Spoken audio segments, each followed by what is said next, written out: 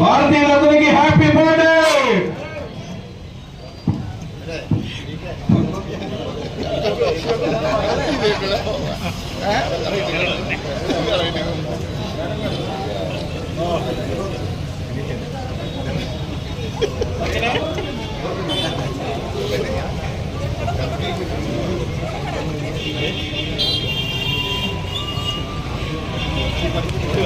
రైటే సరిపోవు, చెప్పడానికి రోజులు సరిపోవు. భారతదేశ చరిత్రలో ఒక్క రూపాయి అవినీతి ఎరగని ఏకైక ప్రధానమంత్రి నరేంద్ర మోడీ గారు. 3 సార్లు ముఖ్యమంత్రి చేసి 3 సార్లు ప్రధానమంత్రి చేసి కనీసం తల్లి దగ్గర 5,000 కూడా లేని స్థితిలో ఉన్న కుటుంబం వారిది. నరేంద్ర మోడీ గారు పుట్టినరోజు తల్లిగారి ఆశీస్సులు తీసుకోవాలని తల్లిగారి దగ్గరికి వెళ్తే తల్లి ఆశీర్వదించి అక్కడక్కడ తడిమి 5,000 పూడ్చి కొడుకు చేతిలో పెట్టింది. అంటే 5,000 రూపాయలు కూడా తల్లి కొడుకు పెట్టలేని స్థితిలో ఉందంటే ఎంత నిస్వార్థపరులో మీరు ఒక్కసారి ఆలోచన చేయండి. ఆ తల్లి ఇచ్చిన 5,000 కూడా తల్లి ఏం చెప్పిందో చూడండి. ఈ 5,000 రూపాయలు బోర్డర్లో ఉన్న సైనికులకు ఖర్చు పెట్టమని చెప్పింది. అది అటువంటి కుటుంబం, అటువంటి మహనీయుడు మన భారత ప్రధాని అవటం మన అదృష్టం.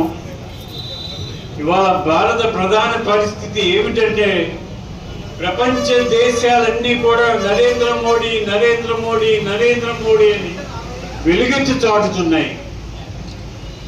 అటువంటి గొప్ప వ్యక్తి, హిందూయిజాన్ని మన సంప్రదాయాన్ని గౌరవించే వ్యక్తి, అయోధ్యలో రామాలయం నిర్మించడానికి ఆయన ఫౌండేషన్ స్టోన్ వేయటానికి ఆయన ఏం చేశారో తెలుసా?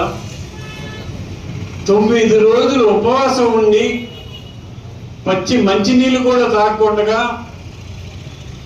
వెళ్ళి ఎంతో పవిత్రతతో శంకుస్థాపన చేశారు. హిందూయిజం అంటే అంత గౌరవం, భక్తి. అటువంటి మహోన్నత వ్యక్తి ఇవాళ ఏ పరిస్థితిలో ఉన్నారంటే 2047 వచ్చేసరికి ప్రపంచంలో గొప్ప దేశం భారతదేశం అనే స్టేజ్ తీసుకెళ్ళడానికి సిద్ధంగా ఉన్నారు. ఆయన ఆలోచన ఒకటే, ప్రపంచ దేశాలన్నీ కూడా భారత్ భారత్ భారత్ భారత్ అని పలకాలనే ఆలోచనలో ఉన్నారు. అటువంటి గొప్ప వ్యక్తి మనకి ప్రధానమంత్రి అవటం మన అదృష్టం. వారికి భగవంతుడు ఆరోగ్య సిరి సంపదలు ఇచ్చి వారి ఆరోగ్యంతో ఉండి భారతదేశాన్ని ఎక్కడికో తీసుకువెళ్లాలని కోరుకుంటూ సెలవు తీసుకుంటున్నాం. దాన్ని కూడా తట్టుకుని ఏమాత్రం కూడా వెనకించవేయకుండా ముందుకు వెళ్తున్నటువంటి పరిస్థితి. ఈ విధంగా ఇవాళ అమెరికా అధ్యక్షుడిగా ఉన్నటువంటి వ్యక్తి ఎందుకు ఈ విధంగా మనం టారిఫ్ విధించి తప్పు చేసాము అనేటువంటి ఆలోచనకు వచ్చి ఈ మధ్య కాలంలో ఆయన ట్వీట్ చేయడం జరిగింది. భారతదేశం నాకు మంచి మిత్రమైనటువంటి దేశం, నరేంద్ర మోడీ గారు నాకు అత్యంత ప్రీతిపాత్రమైనటువంటి నాయకుడు అని ఎవరైతే టారిఫ్ విధించినటువంటి వ్యక్తి ఉన్నాడో అదే వ్యక్తి ట్వీట్ చేయడం జరిగింది. అంటే ప్రపంచ దేశాల యొక్క ఒత్తిడికి లేకుండా లొంగకుండా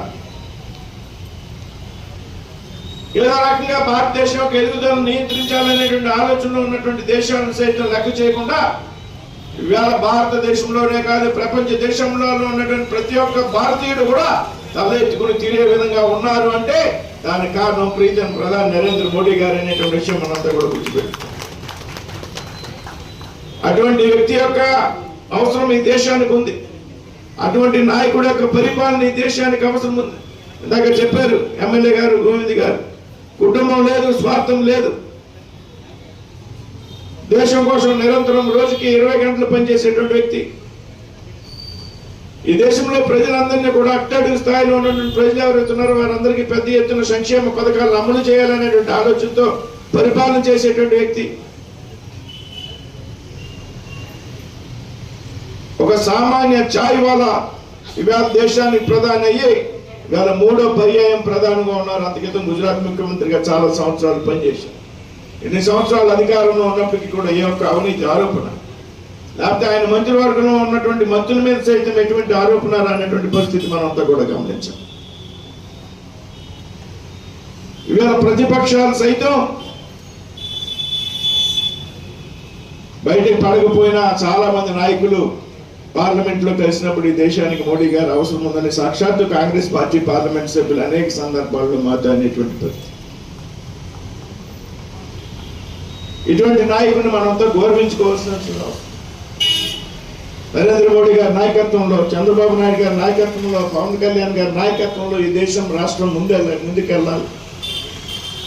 ఏదైతే డబుల్ ఇంజిన్ సర్కార్ అని భారతీయ జనతా పార్టీ ముందు నుంచి కూడా చెప్తాంది. కేంద్రంలో రాష్ట్రంలో ఒకే పార్టీ ప్రభుత్వాలు అధికారంలో ఉండడం వల్ల, లేకపోతే ఒకే కూటమికి చెందినటువంటి ప్రభుత్వాలు అధికారంలో ఉండడం వల్ల అభివృద్ధి వేగంగా జరుగుతుందనేటువంటి ఆలోచన, అందులో భాగంగా ఇవాళ ఈ రాష్ట్రంలో ప్రజలు మనందరికీ కూడా పట్టం కట్టారు.